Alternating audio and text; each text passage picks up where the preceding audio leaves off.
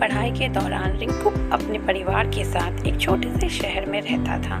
पढ़ाई लिखाई में इसका मन नहीं लगता था। अपनी कक्षा में यह हमेशा ही फिसड्डी रहता था। मुश्किलों से किसी तरह पास होकर अगली कक्षा में पहुंचता था। स्कूल के बच्चों से लेकर मोहल्ले तक लोग रिंकू का मजाक उड़ाने में कोई कसर नहीं छोड़ते थे। रिंकू की पढ़ाई में कमजोरी से उसके माता पिता भी दुखी रहते थे। पढ़ाई में पिछड़ने का दुख तो रिंकू को भी होता था, परंतु कोशिश करने पर भी पढ़ाई में उसका मन नहीं लगता था। हर तरफ से उपेक्षा और तिरस्कार से दुखी होकर अंततः रिंकू ने पढ़ाई छोड़ने का मन बना लिया। अभी वह 10वीं कक्षा में था। उसकी पढ़ाई की जो स्थिति थी उससे बोर्ड परीक्षा में उसे पास करने की उम्मीद लगभग न के बराबर थी। अपने जीवन से निराश रिंकू एक दिन जब स्कूल से लौट रहा था तो रास्ते में एक जगह रामायण की कथा हो रही थी। उस समय ओजस्वी स्वर में कथावाचक लंका कांड की व्याख्या कर रहे थे। कथावाचक के ओजस्वी स्वर से बुरे ख्यालों में खोई रिंकू की तंद्रा भंग हुई और वह सम्मोहित होकर कथा स्थल की ओर चल पड़ा। कथा स्थल पर पहुंचकर वह जगह बनाते हुए आगे की पंक्ति में जा बैठा। रिंकू को देखकर कथावाचक मुस्कुराए और अपनी कथा को जारी रखा। रिंकू एकाग्रता से कथा के एक एक शब्द को सुन रहा था। इस समय कथावाचक कह रहे थे, समस्या बड़ी गंभीर थी।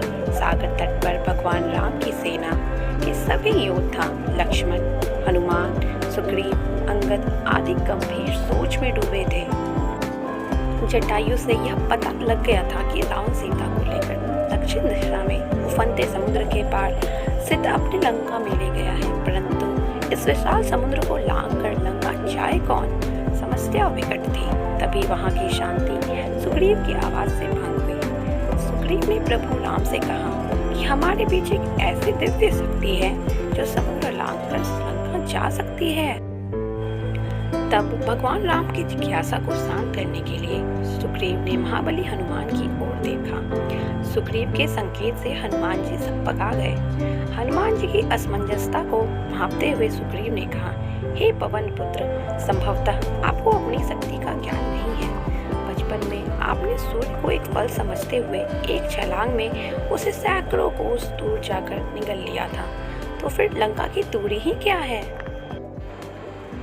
जरूरत है तो सिर्फ आपको अपने विश्वास को जगाने की, और जब अपने विश्वास को जगा लेंगे और मन में ठान लेंगे तो शक्ति आप में स्वतः आ जाएगी। सुग्रीव की बात सुनकर एक तरफ जहां हनुमान जी को आश्चर्य हुआ, वहीं उनका विश्वास भी जागा और वे समुद्र लांघने को तैयार हो गए। अगले ही दिन उन्होंने पूर्ण विश्वास के साथ समुद्र लांघते हुए लंका की ओर प्रस्थान किया। रास्ते में मुश्किलें तो बहुत आई, फिर भी वे सभी मुश्किलों को परास्त करते हुए लंका में मां सीता को ढूंढने में सफल हुए। वहां कथावाचक के एक एक शब्द को मंत्रमुग्ध होकर सुन रहे रिंकू का नया जन्म हो चुका था। कुछ समय पहले तक जिस रिंकू की आंखों से निराशा के भाव झलक रहे थे, अब उसकी आंखों में चमक थी। उसके शरीर में उत्साह और स्फूर्ति का संचार होने लगा था। कथा खत्म होने के साथ ही वह तेजी से घर की ओर चल पड़ा। उसे सफलता का मूल मंत्र मिल चुका था।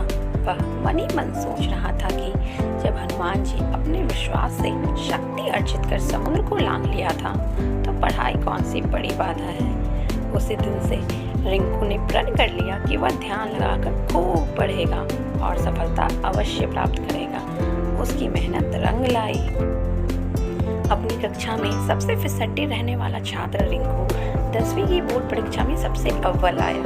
इसके बाद रिंकू ने पीछे मुड़कर नहीं देखा और जिंदगी में हमेशा अव्वल आता रहा। वह लोक सेवा की परीक्षा में भी प्रथम स्थान आया और अपने आप पर विश्वास की बदौलत वह सरकारी महकमे में भी पदोन्नति पाते हुए ऊंचे ओहदे तक पहुंचा। विश्वास की शक्ति को साबित करने के लिए रिंकू का जीवन तो बस एक उदाहरण है।